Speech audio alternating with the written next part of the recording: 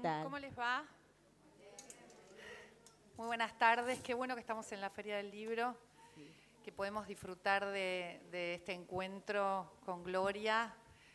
Bueno, Gloria, ustedes la conocen, obviamente, pero es una gran escritora que siempre nos sorprende con sus novelas históricas, románticas, que tienen una gran investigación. Y eso es lo que nos hace además vibrar en otras épocas, en otros momentos, y vibrar también a través del amor, ¿no? Esos personajes que nos muestran lugares, geografías, culturas, y al mismo tiempo nos conmueven, ¿no? Porque hay escenas que nos hacen vibrar a nosotros también. Gloria hace unos días posteó en sus redes, bueno, finalmente llegó el momento de develar el secreto y de compartir con nosotros esta nueva novela, La hechicera de Asturias. No, de Asturias. Asturias, sí, sí. ¿Por qué? Porque yo al leer la novela dije, me quedó Asturias. Sí, es que es el nombre que se maneja normalmente. Claro, sí, La hechicera de Asturias. Y ahora hoy estamos acá para vivir ese lugar, para vivir ese contexto histórico juntos, juntas, y poder profundizarlo y que nos cuente un poco, Gloria, cómo fue el proceso. Bueno, justamente, Gloria, ¿vos querés decir algo a la gente? Decirle hola, por lo menos. No te dejé hablar. Sí, hola. Encantada de encontrarlos de nuevo después de un tiempo relativamente largo que estuvimos sin vernos, no sin contactarnos, pero sin vernos cara a cara. Así que estoy muy contenta. Y contenta también porque han recibido la novela con los brazos abiertos, así que eso ya es para mí un regalo. Gracias. Muy bien, muy bueno. Gracias a ella, claro, ahí te dicen, gracias a vos. Una novela que está ubicada en el siglo I a.C., durante la conquista romana, esa conquista romana a los territorios, de esos territorios europeos, específicamente de Hispania, y que rompe un poco, Gloria, con el esquema de las historias y de los lugares a donde vos ibas con otras novelas. Es una historia que seguro, me decías el otro día cuando hablábamos, que te había interesado mucho profundizar. ¿Cómo empieza la idea? ¿Cómo haces esta elección? ¿De dónde viene la inspiración para arrancar con esta época tan antigua? Tan lejana, sí. En realidad yo me mantuve siempre en la serie histórica dentro del siglo XIX y de la segunda mitad del siglo XIX. No sé por qué, arranqué así y bueno, me fue interesando, iban surgiendo temas y cosas que me interesaba abordar. Pero si se quiere, estas épocas más lejanas son las que yo más bien estudio, porque son motivo de mis clases. Entonces, no se me había ocurrido hacer una ficción que transcurriera en una época tan remota. Pero durante la pandemia me vino a la mente la idea y recuerdo que con mucha decisión pensé, quiero escribir sobre la Roma antigua. ¿Por qué no?, me dije. Y después lo abandoné, la pandemia fue un tiempo muy raro para todos, entonces lo abandoné, seguí con otra cosa y en el medio surgió Corazón de Amazonita, que fue la última novela que publiqué. Y después retomé este tema y fui y vine, lo postergué, lo volví a tomar, hasta que un día de golpe, como me pasa a veces a mí, es como si se abriera una compuerta y ahí me doy cuenta que ese es el tema que yo debía elegir, porque hasta que no pasa eso estoy más dudosa. Y como nadie se entera, porque no digo lo que estoy haciendo, pues tengo la libertad de dejarlo también. ¿Hay algo que abrió esa compuerta, algún episodio, algo que te pasó en ese tiempo? Esta novela tiene la gracia, digo yo, que es un tema que compartíamos con mi papá, porque él fue profesor de Derecho Romano toda su vida. Yo dicto historia del derecho, pero también abordo los temas del derecho romano. Entonces es una novela que tenía mucho del vínculo familiar adentro, ¿no? Es más, yo antes de que falleciera mi papá le conté que estaba escribiendo sobre esto, le dije, ¿qué pensás? ¿Qué te gusta? Casi nada, me dijo, así que... Casi nada. Casi nada, me dijo. Como diciendo... Sí. Ahí te metiste. Sí. Y después llegué a decirle que iba a ir dedicada a él, cosa que me alegro haber dicho, porque después él no la pudo ver publicada. Así que es doblemente significativa. Por un lado es un tema que me gusta, que yo lo dicto en clases, es un tema Roma es un tema que me gusta. Y por otro lado tiene esta virtud de haber sido siempre algo en común entre mi papá y yo.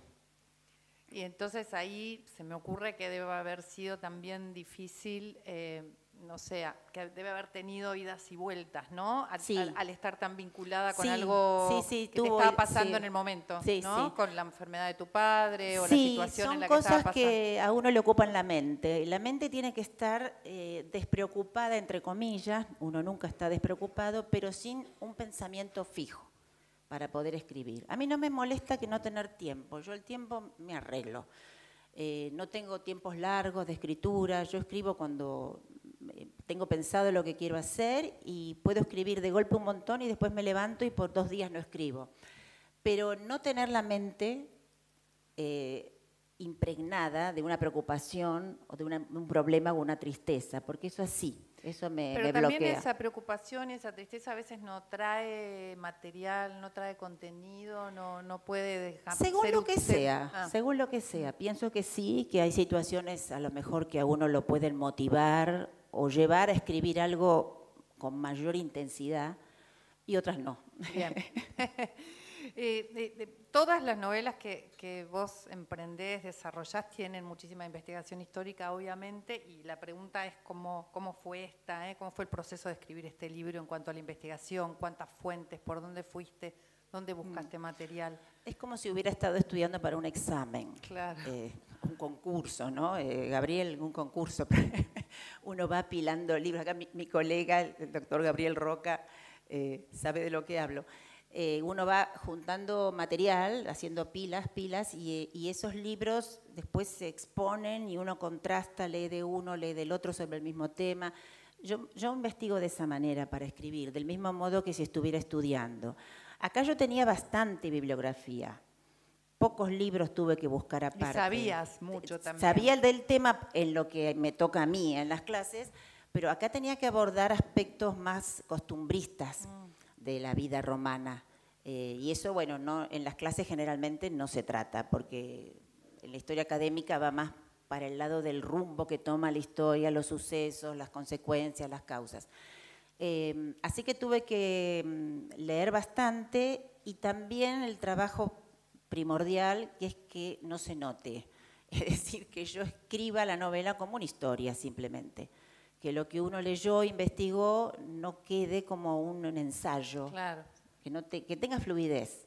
Que eso esté es lo más amalgamado con la historia. Amalgamado de ¿no? tal manera que nadie se dé cuenta de que al mismo tiempo hay algo que se le está diciendo, ¿no? Al mismo tiempo que la trama de la historia misma. Claro, también es bueno porque dentro de la ficción hay muchísimo de realidad, muchísimo de historia real, ¿no? Sí, sí, los personajes de ficción interactúan, sí, va aprendiendo sobre ese momento de la historia. Viven la historia en carne propia, pero son de ficción. Claro, son de ficción, pero aprendemos sobre la historia, Aprendemos ¿no? sobre la historia. Exacto. Y ahí vemos en esta novela como un contraste muy fuerte entre dos geografías, entre, sí, eso está muy entre lindo. Distintos lugares, entre ámbitos totalmente diferentes. Roma, su poderío, que es súper atractivo, la conquista de estos pueblos salvajes, ¿no? Y por otro lado, bueno, estos pueblos salvajes de Hispania que tenían más que ver con la tierra, con costumbres absolutamente distintas. Sí, sí. ¿Cómo es ese contraste? Contanos un poco. Y es lo que más me gusta siempre a mí, marcar el contraste entre civilizaciones. Eso siempre me encanta a mí para estudiarlo también.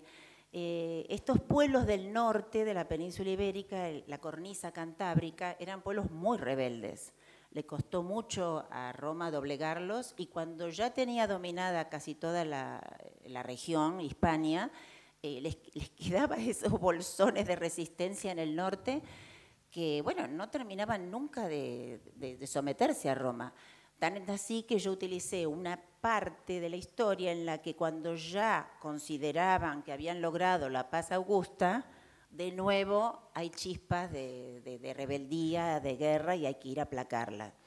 Así que eso me gusta porque me gusta conocer culturas distintas y ver cómo se van amalgamando o bien se van contrastando esas cosmovisiones en todo punto de vista, ¿no? En la lengua, en la vestimenta, en la cosmovisión que tienen, las creencias religiosas, el modo de combatir. En este caso era un modo de combatir ajeno a Roma, porque eran guerras de guerrillas, se lanzaban en grupos de guerreros como hordas, incluso estaban emboscados, y como la geografía del norte es muy quebrada, cuando las legiones pasaban a lo mejor por un terreno un poquito rodeado de bosques o de altura, estaban escondidos ahí. Estaban escondidos, arrojaban piedras, arrojaban flechas, se arrojaban ellos mismos, pero después subían. No les importaba igual arrojarse. No, era el coraje Morían. a toda prueba, sí.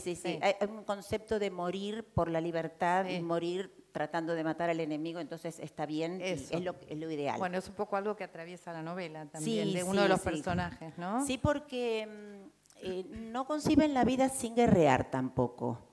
El sentido de la vida está dado por la guerra. Viven en guerra y esa es la forma de vivir normal y deseable. Entonces, lo que a uno le puede parecer una barbaridad, para ellos es lo natural. Y lo más importante, además, pasa a ser, digamos, lo primordial. Sí, en este caso defender hasta la muerte al terruño. Pero Roma pelea de otra manera. Roma tiene ejércitos, tiene disciplina, tiene una organización de cambio de filas, es una cosa sumamente compleja, pero más bien de campo abierto y de lucha cuerpo a cuerpo. Entonces hay un contraste también ahí en la forma de pelear. Y eso también me gustaba remarcarlo, porque a mí me impactó mucho, ¿no? También es interesante la descripción de las geografías, ¿no? Cómo describís de una manera súper meticulosa, que te hace como meterte en esos lugares, de repente sentís que estás ahí, en esos campos, en esos lugarcitos a donde estaban todos estos salvajes de Hispania que defendían a los romanos que venían con toda su parafernalia y toda su fuerza a combatirlos, ¿no? Y es interesante la descripción de las geografías. Es interesante esa geografía porque es la que determinó que esos pueblos permanecieran hasta cierto punto más aislados dentro de España hasta mucho tiempo después, y cuando en una epopeya distinta con la invasión musulmana, es de esos pueblos que nace la respuesta y la resistencia al invasor. Entonces, ese norte de España fue el más rebelde, el menos romanizado, podríamos decir, pero a la vez fue el que mantuvo la identidad de España cuando llegó el momento de enfrentar al invasor musulmán. Así que todo ese norte cantábrico es extraordinario. Hay una frase que yo recuperé de ahí del libro, que dice, Hispania era un botín formidable que el arte superior de la guerra había arrojado al regazo romano. O sea, era como algo que los romanos, como vos decís, les costaba, ¿no? Les costaba. Tenían que volver a ese lugar. También es un botín por el hecho de que Roma ingresa a Hispania en su pelea contra los cartagineses. Entonces, a medida que los va desplazando a los cartagineses, se va apoderando del territorio español. Y hasta podría ser un botín inesperado, más de lo que esperaban todavía. Pero bueno, era muy rica también, rica en metales, rica en agua, rica en madera, rica en todo. Así que realmente las guerras púnicas, que son las guerras entre Roma y Cartago, le dejaron a Roma el legado de un territorio inmenso, dentro de lo que en ese momento poseían, rico, y que significaba los términos de Occidente. Más allá no había nada. Así que estratégicamente es extraordinario hasta donde llegó el imperio. Fuerza el imperio. Sí, fuerza. Bueno, los personajes. A ver. Los personajes son apasionantes, porque son también muy contrapuestos, son muy distintos.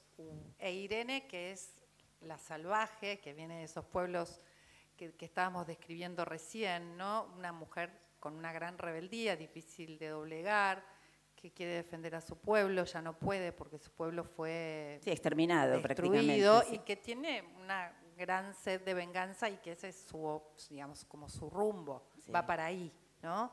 Y Mauro, que es un seductor, ¿no? Con ojos, esto lo escribís vos, ¿no? Sus ojos eran su arma letal, y que representa la conquista de Roma, que es un centurión y que no se cuestiona ser un centurión y que tiene muchas aspiraciones de seguir creciendo en ese sentido, ¿no? De seguir esa carrera. Como es muy importante para el romano seguir esa carrera, ¿no? El cursus honorum. Estos dos personajes, ahora te dejo hablar a vos de ellos. Bueno, Irene, si querés arrancamos por la mujer. Sí, arranquemos con Irene. Ella se ha convertido en la expresión misma de la venganza, porque no queda nadie más, y porque fue criada con la idea de ser una líder guerrera, ¿no? Ella tiene particulares condiciones. En su forma de crianza estuvo siguiendo a su maestra, que eran de la sangre de los druidas, así que ella está convencida de este destino que le toca. Claro, es un destino difícil de llevar a cabo sola, pero se conforma con obstaculizar a los romanos todo lo que puede su presencia en el territorio. Irene odia a Roma, como es lógico. El tema que le ocurre a ella es que a medida que va conociendo a Mauro y va conociendo a través de Mauro la civilización romana, se da cuenta de la inutilidad de su venganza, porque no hay nada que pueda detener a Roma. Ningún pueblo, ningún ser puede oponerse a la expansión del imperio. Y es algo, a través de la novela ella lo va descubriendo, ¿no? Y va sintiendo la inutilidad de su propio esfuerzo, y además está Mauro, que como vos dijiste es un seductor y que también siente una atracción por Irene, atracción que no le conviene porque en su carrera, en su cursus honorum, no está previsto que se case con una bárbara. Ni que se... Es un amor prohibido casi. Sí, está mal, digamos, no le conviene. Por ellos mismos, digamos. Por ellos mismos, sí, ella se prohíbe enamorarse del hombre del enemigo, claro. Del enemigo, y él se prohíbe enamorarse de una mujer que no le convenía para nada, ¿no? No le convenía para nada. Para nada, que no tenía nada que ver con él. Pero bueno, a veces pasa eso. Siempre pasa, siempre hay un caso que uno puede recordar de alguien. Pasa y es un quilombo. Sí. Para decirlo en criollo, ¿no? Sí, pero bueno, así. Esto vamos a ver cómo termina. Yo no voy a spoilear. No podemos decir nada. No. Bueno, yo había también pensado, separado una frase sobre él, que es un guerrero, que es una máquina de matar a las órdenes del emperador, ¿no? Un brazo armado en favor de Roma. Y eso es lo que lo caracteriza totalmente, y eso es lo que lleva adelante, a pesar de que se va transformando muy poquito, de a poquito, se va transformando va adquiriendo... Va entendiendo un poco el mundo de Irene. Exacto. Eso es lo que le pasa a él. No cuestiona el dominio de esos territorios, no cuestiona la matanza tampoco, pero va entendiendo el mundo de Irene y su perspectiva. Lo que pasa es que la expansión de Roma, si uno piensa que los romanos eran una tribu que vivía en las colinas, en el Valle del Lacio, pequeñita, de agricultores, uno piensa, ¿cómo pudieron dominar el mundo?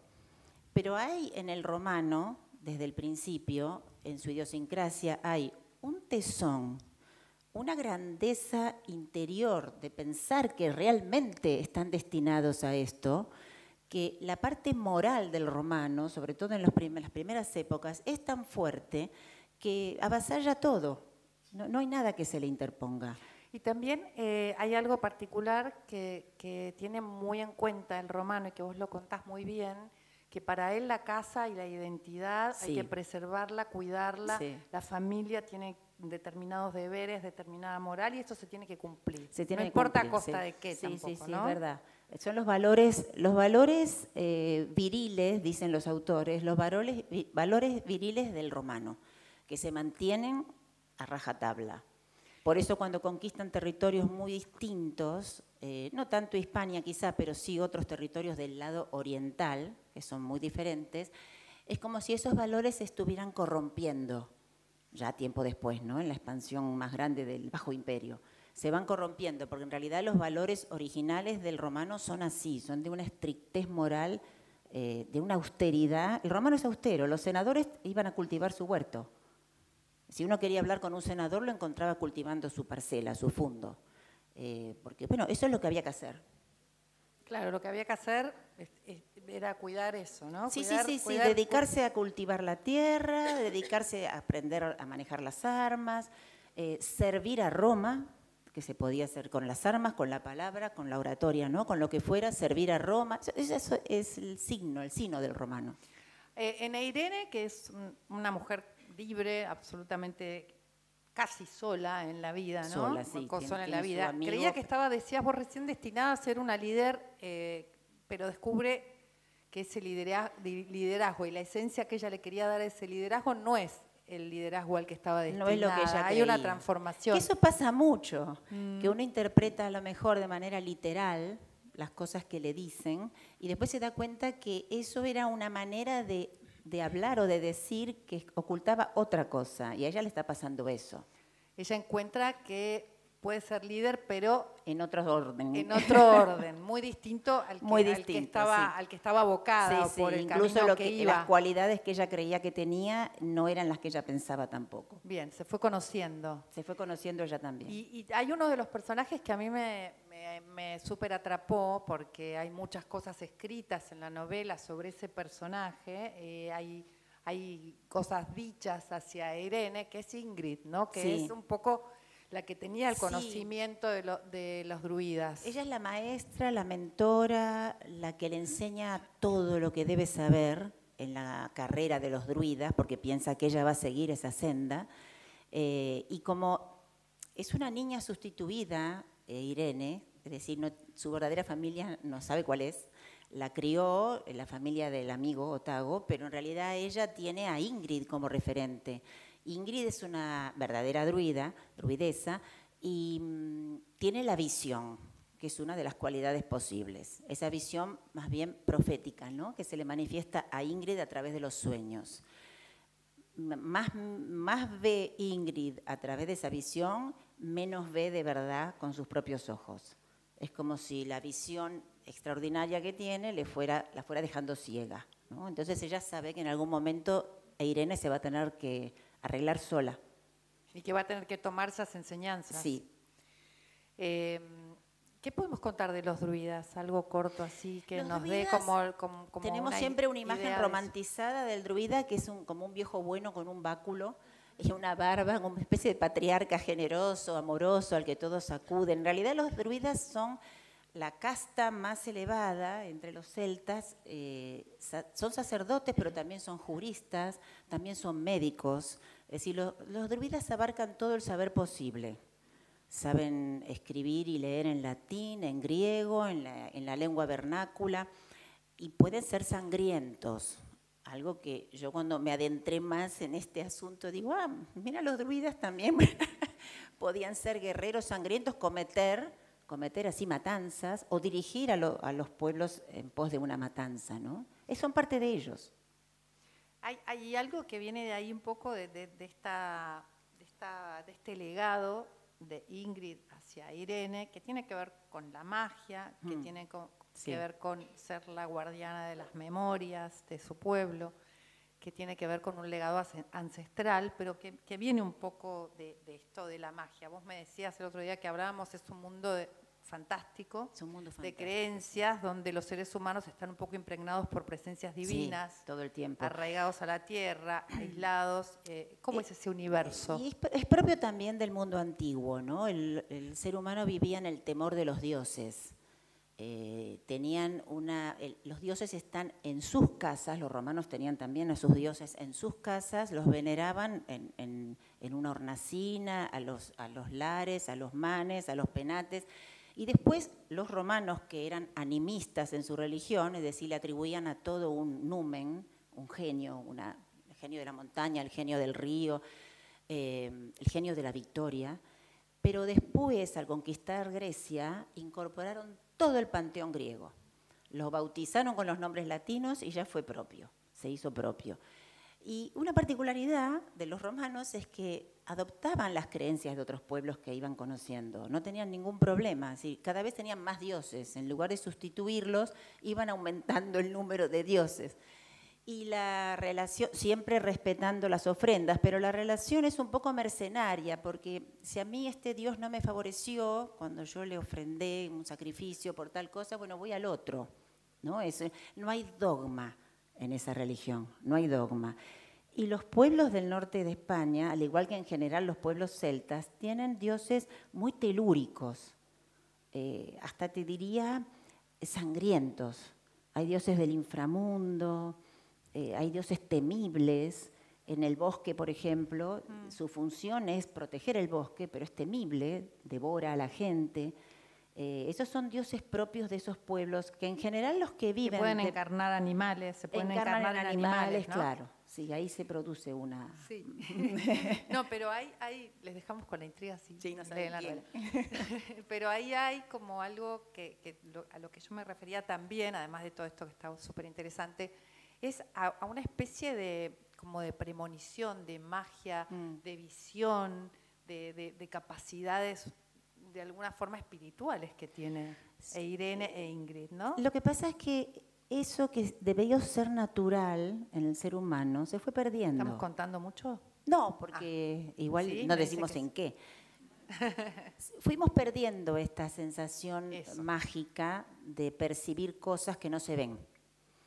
Ese universo invisible no lo vemos, pero está. Es una presencia y nosotros estamos un poco como encerrados en el pensamiento lógico, el pensamiento aristotélico, que es el que nos enseñan en las escuelas. Entonces, ese pensamiento deja de lado lo otro. Es más, si llegamos a tener una intuición, que la tenemos muchas veces, como un chispazo, lo que hacemos es, esto no puede ser. Y hacemos el razonamiento para explicarnos por qué eso no puede ser. Y esa intuición puede ser salvadora. Esa intuición puede ser salvadora. Bueno, ahí lo vemos, eso es interesante. A mí es una de las cosas que más me interesaron de la novela, sí, porque siento que hay algo así y que tenemos ese tema y que está bueno empezar a tomarlo otra vez, o estar un poco más cerca, hay que ¿no? recordar, de esa intuición, hay que recordar lo que teníamos. De los objetivos claros de la mente, sí, porque las cabezas que manejan los caminos para llegar al conocimiento no se reducen a uno. Es decir, podemos llegar al conocimiento, a la verdad, si quieren, por diferentes caminos. O por todos mancomunados. O por todos combinados, claro. Sí. Poder usar todo lo que tenemos, no dejar de lado nada. Me parece En bárbaro este caso eso. me parece que la novela y la relación de los amantes de alguna forma hace como un combo de todo, ¿no? Sí. Como que está todo ahí, todo lo que deberíamos tener en cuenta. Yo creo que ¿no? ellos se van complementando, cada uno con lo que lleva, en vez de chocar. Chocan también, pero bueno. Algún desafío tiene que haber en la novela. Sí, chocan, pero bueno, como todos, ¿no? Bueno, el amor está ahí, ¿no? Obviamente que es el componente más importante. Sí, la novela es un romance imposible, podríamos decir, entre enemigos, con todas las variables de la época, ¿no? Que es bastante dura. La época antigua era muy dura, ¿eh? Nosotros decimos todo tiempo pasado fue mejor, pero yo creo que no es así. Estamos muy ablandados. No sé si podríamos resistir todo esto.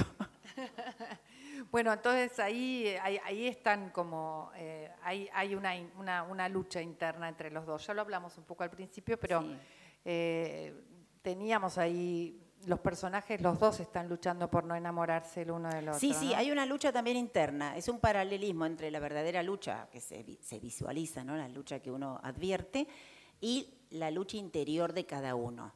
Para no caer en este hechizo, ya que ella es hechicera, caer en este hechizo y por parte de ella no rendirse al enemigo. Uno no quiere rendirse, el otro no quiere ser hechizado. Ella le dice, vos sos el águila, Romano, y yo el ciervo del bosque. Sí. Bueno, el águila siempre fue la insignia de las legiones y muy resguardada, inclusive perder el águila en medio del fragor de la batalla para los romanos era un baldón impresionante. Una legión podía llegar a quedar defenestrada por haber perdido el águila. Y a veces cuando volvían a pelear con el mismo enemigo, la consigna era recuperar el águila, donde quiera que estuviera, ¿no? Y en los campamentos el águila estaba ubicada en un sitial de preferencia y custodiada por legionarios. Y el águila es el ave cazadora, es el ave de rapiña por excelencia, poderosa, y siempre identificarse con un ave de esa naturaleza ya está diciendo el pensamiento que tiene ese pueblo, ¿no? Y el ciervo es un animal sagrado en el bosque. Ver el ciervo en el bosque es una señal de buen augurio. Está representando cosas buenas. Pocos pueden ver el ciervo en el bosque. Él lo ve. Él lo vio. Muy bueno. Y al mismo tiempo ella, como lo decíamos también hace un rato, ve a su enemigo como alguien capaz de tener sentimientos. O sea, ella también empieza se sorprende, a ver, claro. Empieza a ver en él, es que él tiene a un romano guerrero que sí, que se preocupa por algo, claro. ¿No? Él tiene por quién preocuparse también en su familia. Tiene, Aurelia. Aurelia, su hermana, es una fuente de preocupaciones. Ella lo ve actuar en ese sentido y descubre una faceta que no pensó que tuviera.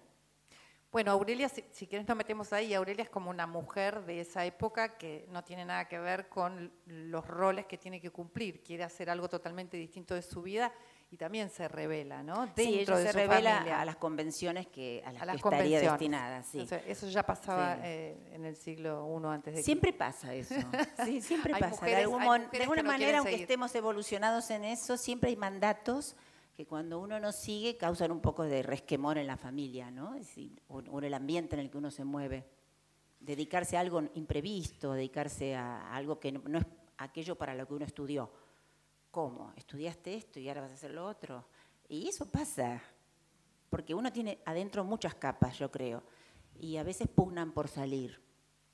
Bien, y Octavio, que es el príncipe, la figura de la República tardía donde el imperio estaba viniendo, iba a concentrar después el poder político. Sí. También estabas interesada en contar un poco eso, ¿no? Es un personaje que tenía que ver con intrigante. Es un personaje intrigante, sí, absolutamente. Porque Octavio representa, por un lado... Y además una época de esplendor, ¿no? Empieza el esplendor de Roma, representa eso. A su vez, él también es capaz de muchas cosas, pero cuando termina con sus enemigos, o sea, se allana su camino, ahí se convierte en una especie de estadista. Y ahí desarrolla toda esta idea que él tiene de Roma, ¿no? Hay una frase que se le atribuye: la encontré de barro, la hice de mármol. Es decir, él ve a Roma proyectada en un futuro de grandeza y hacia eso está dedicado. Incluso hay monumentos que pagó de su propio peculio, porque quería que Roma fuera grande, que se viera que era grande. Porque no solo hay que ser, hay que parecer, entonces hay que mostrar también. Y en eso el mundo antiguo era muy formal, muy formalista, entonces las cosas hay que verlas, hay que experimentarlas con los sentidos, no solamente pensarlas o imaginarlas, hay que verlas. Ahí se ve también la transformación política de Roma, ¿no? Sí. En la novela. Ahí hay el periodo justo es la transición. Todavía se puede llamar principado, se puede llamar alto imperio, se puede llamar república tardía, pero ya las instituciones están forzadas porque la expansión física es tan grande que necesita concentrar más el poder central. Entonces se van estirando, podríamos decir, hasta que se rompe el equilibrio de las magistraturas y ahí ya tenemos el imperio que va a tener larga vida, ¿no? El imperio romano más grande que haya existido. Y Octavio apreciaba la pedagogía griega, sabía griego, como todo romano cultivado. Por otro lado, Mauro decía que ese refinamiento helénico resultaba peligroso para los romanos porque podían caer bajo su embrujo.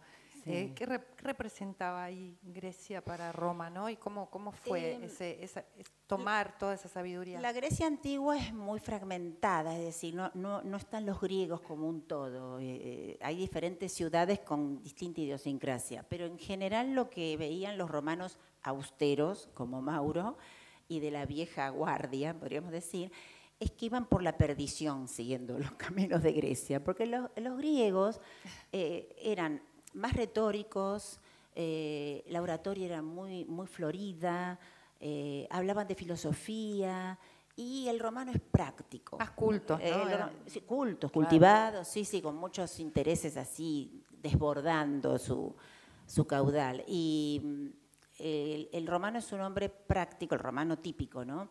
Austero, práctico, y que no quiere perderse en esas cosas que no conducen a nada. Pero a la vez se dan cuenta que Grecia, que los griegos son cultos y que los preceptores de sus hijos deberían ser griegos para que aprendieran, pero los tienen, es como si fuera una especie de resignación a tenerlos entre ellos, porque saben que saben, pero al mismo tiempo no quieren impregnarse de Sí, ellos, sí. ¿no? No quieren que los distraigan de sus objetivos. Sí, sí, ¿no? que no cambien la moral de Roma. Que no Que no cambien cambien la moral de Roma. Bueno, eso está súper lindo, está muy bien descrito y está bueno ver que cómo los personajes hablan de ese tema y cómo hay algunos personajes más cultivados que otros. Sí, sí, sí. Y entonces cuáles son las acciones, las decisiones que toman unos y otros, ¿no? Me encantó eso. Bueno, Roma en la novela es otro personaje, te diría que es uno de los personajes principales, ¿no? Detallada toda la ciudad como un hervidero, con, sí, Roma, con las discusiones, decían las que no se voces. podía dormir en Roma por el ruido que había. Claro. El ruido de las conversaciones, de las peleas callejeras, de los carros que la atravesaban, incluso hubo prohibición de circulación de carros a ciertas horas para que la gente pudiera dormir. Había mucha gente hacinada también, entonces eso generaba un bullicio. Y hoy casi es igual. Y estamos como en Roma. Porque si alguno de ustedes conoce Roma es más o menos así, ¿no? Roma es la urbe, claro. Es caótica. Sí, Roma es ruido. Apasionante. Roma es ruido, sí, es verdad. Y lo que le pasa a Irene cuando ve Roma, que dice, claro, esto no tiene nada que ver con mi vida, no, se queda como absolutamente apabullada y se da cuenta, claro, porque ellos cuando que no pasan va a poder hacer nada con todo esto. Pasa por una de las ciudades que habían fundado, claro. Digamos que habían construido un campamento en Tarraco, y Tarraco ya está crecida y ya tiene los templos de Roma, ya se hizo a imitación de Roma. Y ella queda deslumbrada, pero uno de los personajes le dice, espera que veas Roma. Espera a que veas Roma. Si esto te deslumbra, espera que veas Roma. Es lo que nos pasa a todos. Sí, espera a que veas Roma. Espera cuando ves Roma, decís, era esto. Un ¿no? antes y un después de ver Roma, sí, es cierto, un antes y un después. Un antes y un después. Ella decía, bueno, que no podía existir algo más grande que ese lugar, ¿no? Lo veía como algo enorme, enorme, enorme, enorme. Yo siento que la novela tiene muchas facetas, tiene muchas aristas, tiene muchas cosas con las que profundizás con el rol de la mujer, profundizas con estas contrapartidas y estas contradicciones de los personajes que tienen que ver con sus creencias y también con sus decisiones personales y con lo que ellos quieren de la vida, que profundizás con una gran descripción de cada uno de los espacios y de las geografías y de los lugares. Pero me parece que una de las cosas más interesantes es cómo ese amor, ¿no? Y esas creencias y todo lo que van transmitiendo un personaje y el otro llegan a comprenderse en un momento, ¿no? Hispania, como la llamaban, Hispania se volvió país latino hasta la médula. Como también después con la otra gran epopeya se volvió país cristiano hasta la médula. Y lo importante de todo esto es que como es España la colonizadora de América, nosotros recibimos toda esta herencia a través de España. O sea que no nos es nada ajeno esto de Roma. Estamos ligados a Roma desde la vértebra. Absolutamente. Bueno, yo quisiera abrir un poco las preguntas, si quieren alguno de ustedes hacer alguna pregunta sobre la novela. A ver, Marcela. Yo quería preguntar sobre la portada. Es totalmente diferente a sus otras novelas. Sí. Y dice mucho, muy fuerte, y yo la veo en la librería, me encanta todo. Bueno, eso está genial. La portada fue también objeto de muchas charlas, muchas conversaciones, porque quisimos que tuviera ese clima tormentoso de la región de Asturias, Asturias sin ese, porque los romanos le dieron ese nombre, por el río Astura. Por eso, y no era la región que hoy es Asturias, sino mucho más grande. Por eso lleva el nombre original, porque transcurre en la época de Roma. Y esa imagen neblinosa, medio verde, medio gris, que tiene como las montañas escabrosas, bueno, esa imagen es la que nos gustó destacar. Y ella, bueno, tiene el ímpetu guerrero, ¿no? Como se llama la hechicera de Asturias, que era ella en la tapa, y en esa actitud un poco de ofrecer resistencia, que es lo que hace realmente. Así que me alegra que la tapa sea impactante y que yo siempre digo que un libro haga que uno extienda la mano hacia la mesa, eso ya es fundamental. Sí. ¿Qué tal, Ro? ¿Puede ser el inicio? ¿Puede ser el inicio de otra serie histórica? Ah, sos muy perceptiva.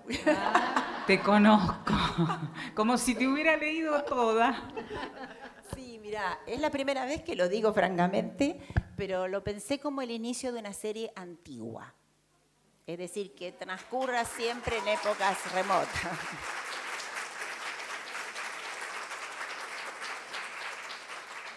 Siempre dejando en el medio, los dejo en remojo, como hago yo, para que se vayan macerando y después los retomo. Sí, sí, hay un momento. Prepárense. Sí, vos que sos una maestra en enseñar el orden, porque llega un momento que las novelas se leen en desorden, porque no hay más remedio, uno encuentra una, encuentra otra, y después, pero yo leí esta, primero venía la otra. Igual siempre, quédense tranquilos que concluye la trama en ese libro. Después tiene vínculo, pero no es excluyente, ¿no? No tienen por qué leer todo antes, ¿no? Eso no. Sí, Aurora, ¿cómo estás? ¿Por qué tiene rostro? ¿Por qué tiene qué? Rostro. Ah, otra novedad. Sí. Esto fue muy debatido en la editorial. A mí no me gustaba la idea de que le vieran la cara, porque yo sé que hay una parte muy importante de la imaginación del lector que inventa su propia cara. Fundamental. Sí. Es más, Pero sugerí, bueno. Glenda, que le pusieran un velo delante de la cara, ya que estaba de frente, que el velo le tapara un poco la cara. Pero mi editora me dijo, es importante en esta novela la fuerza que transmite la mujer guerrera. Entonces, al estar bien de frente, eso lo va a transmitir, lo va a mostrar. Llama la atención, sí. Sí, porque uno siempre busca, o bien que no lo vean, o que esté de costado, que esté envuelto en algo, ¿no? En una neblina. ¿Hay alguien más ahí, sí, levantando la mano? Hola. Hola, Gloria, ¿cómo estás? ¿Cómo estás? Yo te voy a sacar de esta novela y te voy a preguntar si de la serie Guardaparques tenemos que esperar otro libro. Sí, van a esperar. Tengo planes para todos ellos. Sí.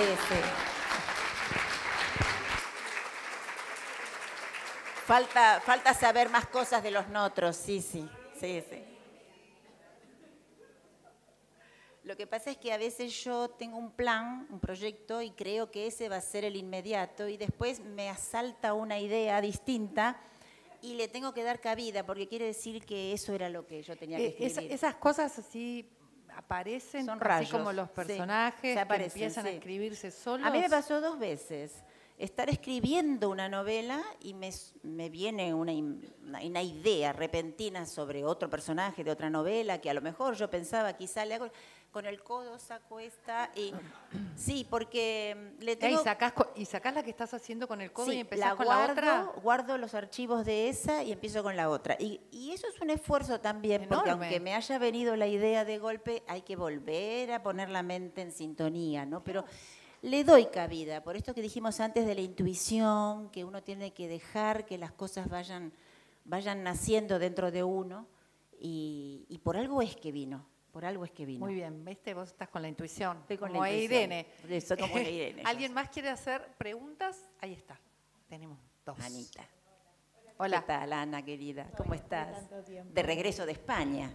Ah, sí. Así que estuve viendo también las moneditas de los romanos. Ah, me parece Te genial. digo que están tan pequeñas que si las Sí. hubiera tenido, las hubiera perdido todas si hubiera vivido en esa época, pero bueno, fue lindo. Bueno, lindo de estar acá.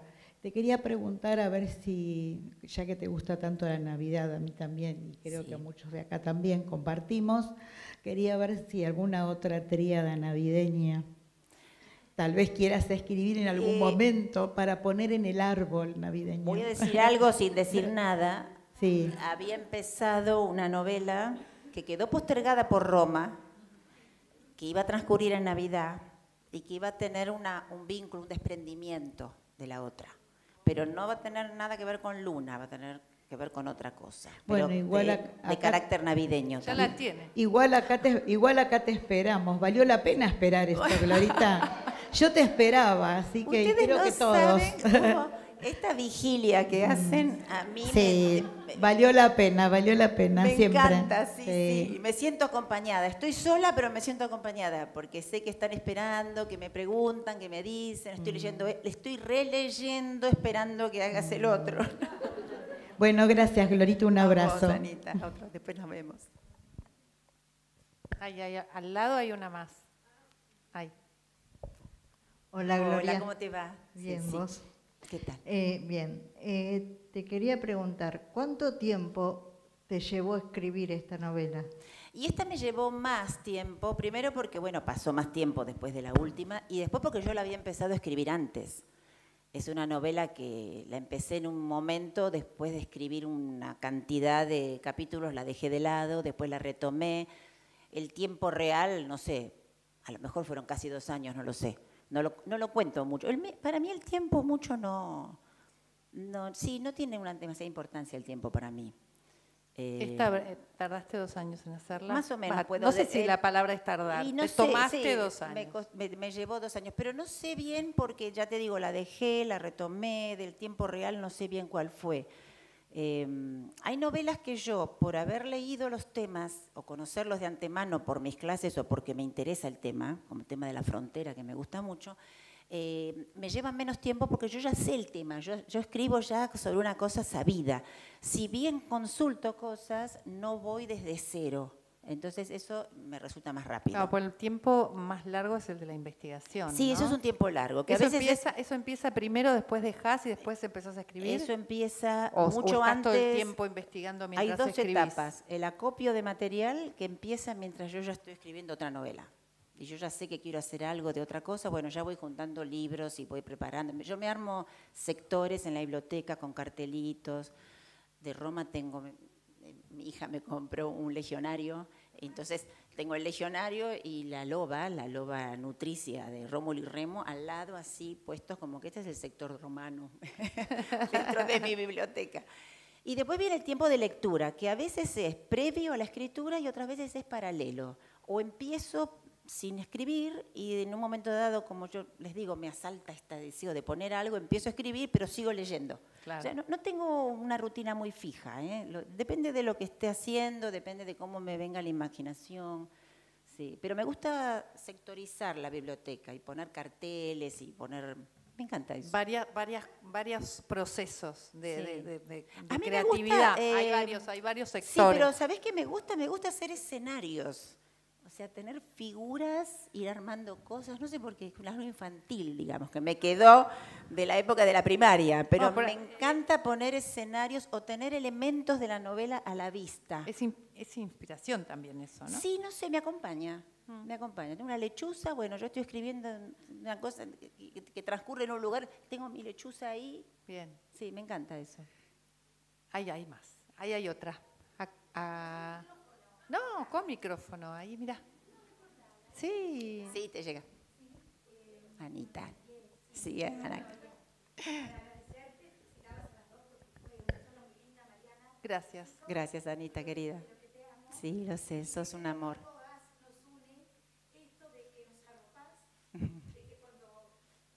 Pasan cosas muy grandes. Ujú.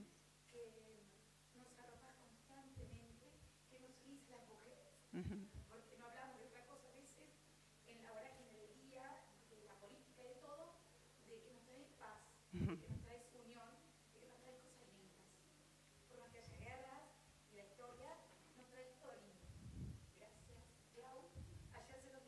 Sí, lo sé.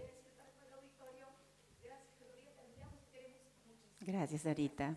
Sos un sol. Gracias. Gracias. Qué lindo.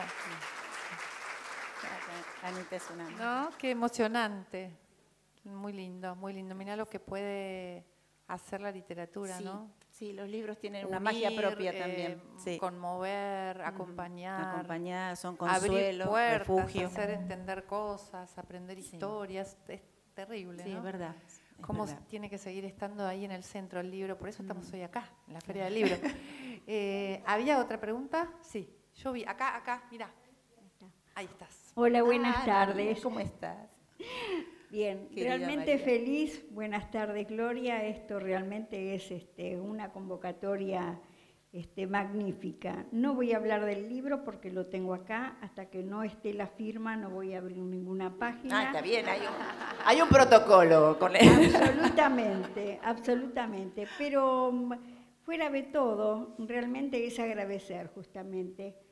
Comparto lo que dijo la señora recién, porque es un acompañamiento que tenemos entre todas, se forma un lindo grupo y qué mejor, bueno, tener una cabeza, ¿no? Y esta cabeza, porque todo va en pirámide, ¿verdad? Y esta cabeza es sumamente importante. La queremos mucho, la apreciamos mucho y en especial tiene un gran lugar, una gran parte en mi corazón. Gracias, realmente. María, gracias. Agradezco muchísimo. Gracias. Hoy hace 3 meses que alguien de su familia subió al cielo, ¿verdad? Sí. Comparto porque mi papá también un 5 de febrero también partió, ya hace mucho tiempo. Me habías dicho, sí. Pero nada, esta convocatoria realmente es excelente y acá es la guerrera, usted es la guerrera.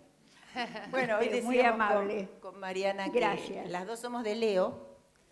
Nos gusta la astrología. Sí, nos gusta la astrología, somos de Leo las dos, y ella me preguntó cuál es tu ascendente, yo dije Aries. Uy, me dijo. Una guerrera. Aries es guerrero. Sí, claro. sí. Yo tengo la luna en Aries, así que tenemos Sí, las algo dos. hay, sí, Las sí, dos tenemos afinidad. Leo Aries, así que bien, estamos Gracias, ahí. María, gracias por tus al palabras. contrario, Estamos gracias ahí a ustedes. con la guerra amorosa. Sí, otro tipo de guerra. No una guerra combativa, sino una guerra de lucha, de ir por lo que uno quiere, ¿no? Sí. Pero con reglas hablábamos Sí, hoy. Hablamos un poco de eso. Se puede ser implacable también. Sí, muy bien. ¿Alguna más quiere hacer una pregunta? Ahora vamos a... ¿Hay más ahí, vos? La quieren mucho. Yo Mira. quiero que nosotros ahora de acá nos vamos todos juntitos a que al nos stand. firmen los libros allá al stand, así que no se vayan. Vamos todas haciendo como un malón controlado de gente. Creo pero que pará, no se levanten. Quiero que cierre este encuentro, Gloria, con algo que quieras decirnos para cerrarlo, ¿no? Bueno, lo que siempre digo es que soy afortunada de poder hacer lo que tanto me gusta. No lo llamo trabajo, aunque me paguen, porque lo siento como un placer, pero tengo la dicha de poder hacer 2 cosas que para mí son lo más importante, que es enseñar y escribir. Entonces, bueno, soy agradecida. Y a ustedes, que me acompañan en las 2. Gracias, Gloria. Gracias. Un placer haberlos acompañado.